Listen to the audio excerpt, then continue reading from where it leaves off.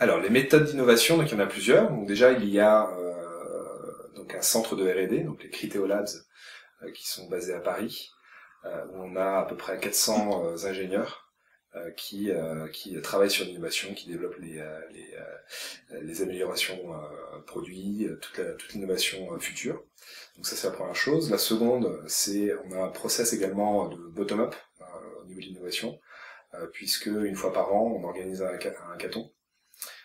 Et donc là, on vient juste de finaliser la première phase de hackathon, et on a eu plus de 50 équipes d'une dizaine de personnes qui se sont donc réunies pour présenter leur projet. Donc là, ce sont des employés de Criteo qui, autour d'une idée, vont se réunir, commencer à travailler sur des premiers plans pour proposer des outils, des nouveaux produits, des features, et qui ont présenté devant les cofondateurs de Criteo, les grands patrons du produit, et ainsi de suite.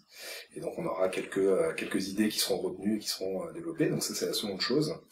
Et la troisième, on a également un programme qui s'appelle le 10% Fair, où n'importe quel employé de Criteo peut à un moment donné s'intéresser à une idée, de recruter d'autres employés de Criteo, soit de la R&D, soit d'ailleurs, pour élaborer un projet qui peut ensuite être soumis chaque trimestre à un jury qui va sélectionner les meilleurs projets et leur apporter des ressources et des moyens.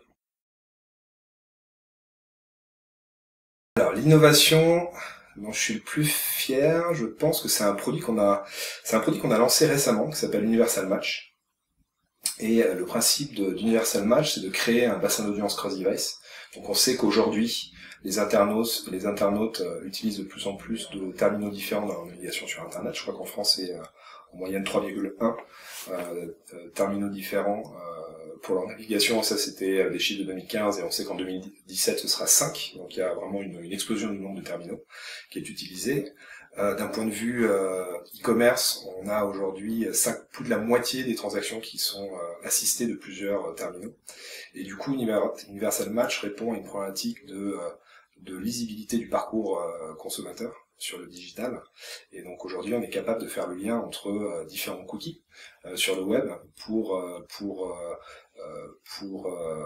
faire émerger une identité, et donc du coup de pouvoir avoir une vision 360 de l'exposition publicitaire d'un internaute, et ensuite de son parcours sur le site des e-commerçants.